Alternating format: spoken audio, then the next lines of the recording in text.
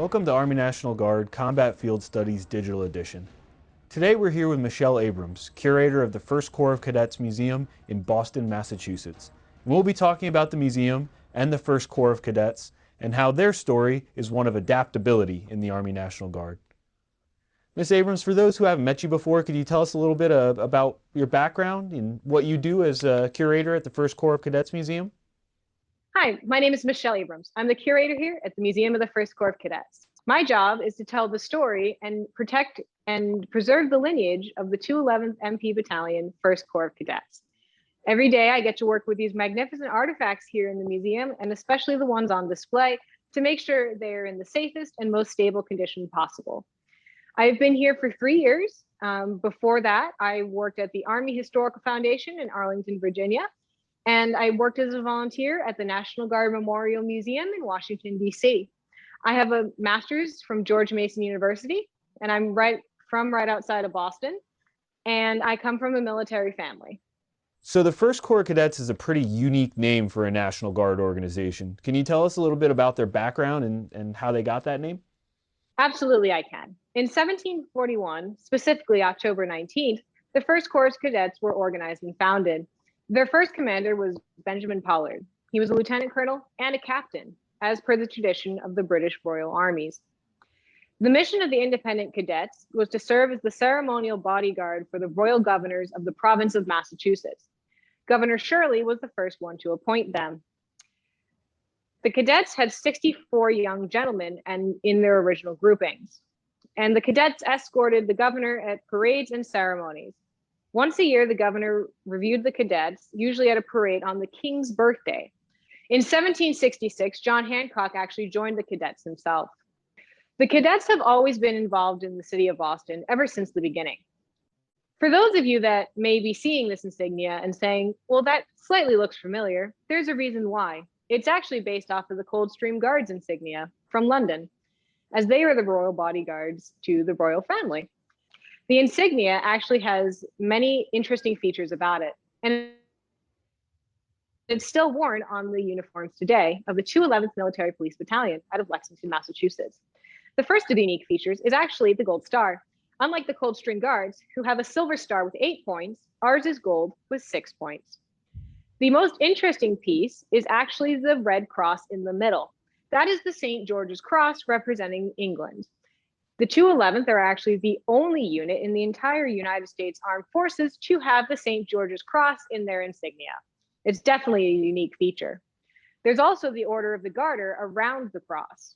Again, another British symbol. Inside the garter, you can see Monstrat Viam. That means it points the way. And that is the motto of the First Corps of Cadets. Today, the First Corps of Cadets are the 211th Military Police Battalion based out of Lexington, Massachusetts. They are part of the Massachusetts Army National Guard. Since 1741, the First Corps have been in every single major conflict the United States has ever been entered in. And so the lineage and honors is very long, but also the legacy is as long as its history. Corps of Cadets has a pretty long and storied past with the Army National Guard. They started off as an infantry formation 280 years ago, and today they're still serving as MPs. Can you tell us a little bit about the change that took place and how they transitioned from that infantry organization to who they are today? I'd be happy to talk about that. Now, the first transition for the First Corps of Cadets was actually a major one in the Revolutionary War. When John Hancock was commander of the First Corps of Cadets, he was also one of the Sons of Liberty, which meant that he was not exactly in the good graces of the Lieutenant Governor of the Commonwealth, which was Thomas Gage. And there was a huge feud between the two of them, and it caused the First Corps of Cadets, then the Independent Company of Cadets, to have an internal conflict of whether they would stay as a British unit or shift to an American independent militia. John Hancock made that decision.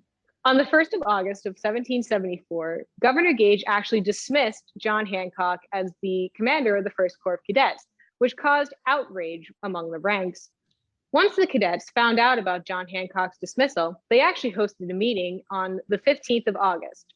It is there that they received a letter from General Gage, basically saying, I hate you, and to please turn in all of your colors, your arms, and your musical instruments. We don't necessarily know why it says musical instruments in particular, but it's an interesting tidbit. They complied and handed everything in. It was at that point that most of the cadets decided to switch over to an American independent militia instead of a British unit. There was about one or two that stayed behind, and they were redistributed throughout the ranks of the British Army. Part of the reason for this rift between General Gage and John Hancock was that some of the cadets participated in the Boston Tea Party, which Hancock was a major organizer for. Now, because of this, there is no action in Lexington and Concord, officially. However, many of the cadets themselves were present as part of the Minutemen. However, most came back into Revolutionary War service in 1776, after the British left Boston. Sometime in the late spring of 1776, the First Corps, now an American unit as an independent militia, reorganized as the Independent Company of Cadets. They were later transformed into the Jackson Regiment under the command of Henry Jackson. There are a few campaigns that the cadets did participate in, most famously all three battles of Rhode Island, as well as the Monmouth and New Jersey campaigns. So their service in the American Revolution really set them down the path to who they are today and committed them to the American cause. And it's always neat to hear about organizations in the National Guard that predate the nation itself. Now, by the time the unit gets to World War I, they're set up for a pretty significant change again. Can you tell us a little bit about what happens in 1917 as the Guard reorganizes?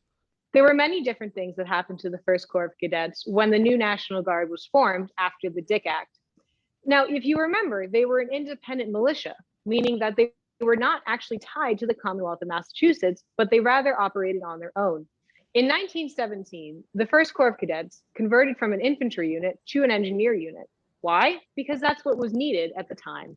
At that point, they became the 101st Engineers, which, as you can see, is displayed on this helmet. You can see the insignia is very similar, however, a little bit more simplified. When the cadets became the 101st Engineers, they became part of the 26th Yankee Division. This included all of New England, so Maine, Vermont, New Hampshire, Massachusetts, Rhode Island, and Connecticut. Sorry, New York. When the 26th Yankee Division went overseas, so did the First Corps of Cadets, again, the 101st Engineers. Now, their main jobs were doing infrastructure things like building bridges, digging trenches, and doing repairs, much like the engineers today. The cadets often followed right alongside the Yankee Division, including campaigns such as Meuse-Argonne, Saint-Michel, and Belle-Jouvois. So like the rest of the Army National Guard, World War I really brings them into the modern era. And I know there's a lot of heartache with units as they combine with other states to form larger divisions, much like we see with the current division alignment for training, but it really seems like it was better for the organization and the National Guard as a whole. So let's fast forward to today. What happened to change them from engineers to an MP battalion? Well, it was actually quite a journey to become a military police battalion. After they were the 101st Engineers, they were actually the 211th Coast Artillery anti-aircraft during the Second World War. They then became the 126th Tank Battalion. After that, the 220th Infantry. After that, the 126th Signal Battalion. In 1996, the Massachusetts National Guard decided that they no longer needed a signal battalion and dropped it to a company. At that point, they decided to create the 211th Military Police Battalion, which is what the First Corps of Cadets is today. The 211th First Corps of Cadets are still really busy today. Since 9/11, they have been deployed over 10 times through OIF and OEF. In addition to OIF and OEF service, the 211th have also done missions at Guantanamo Bay, as well as assisting many different operations here in the Commonwealth. There are many specific missions I could highlight here in this program. However, there are three in particular that I'd like to talk about. The first one is that in 2007 to 2008, the 972, while deployed in Iraq, assisted with the escort of the Iraqi president. And they actually received the Meritorious Unit Commendation Medal.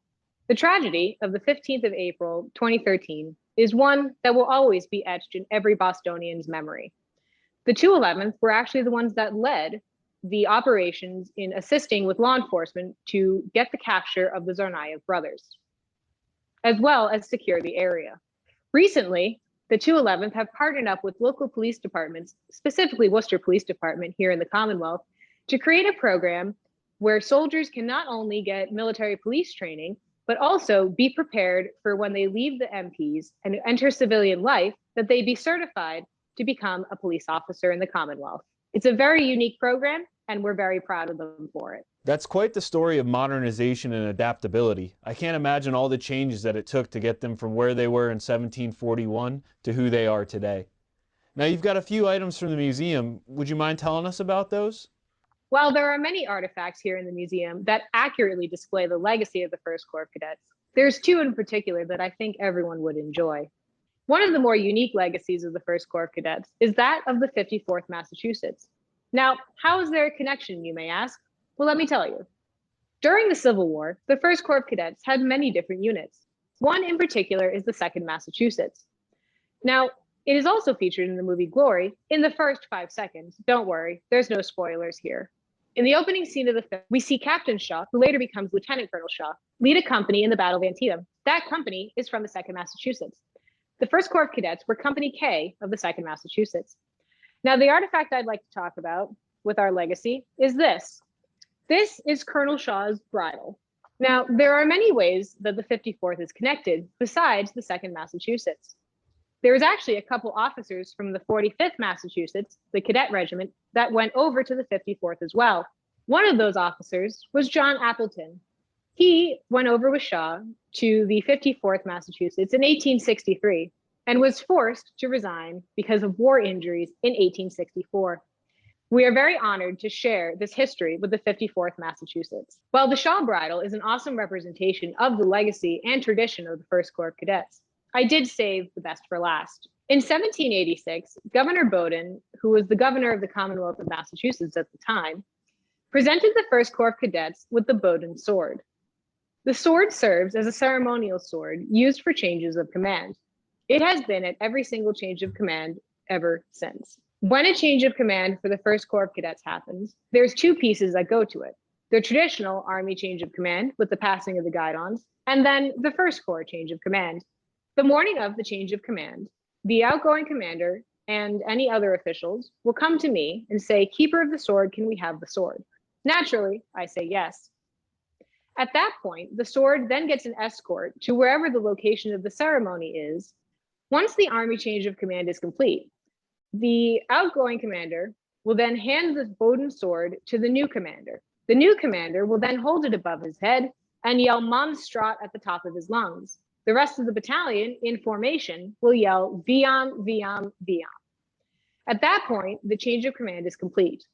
This ceremony has been intact since 1786 and has been unchanged. Well, Ms. Abrams, thank you for coming out today and sharing the story of the First Corps of Cadets and sharing some artifacts from your museum. For those that are interested in learning more about the First Corps of Cadets, you can check out Michelle's website at vafcc.org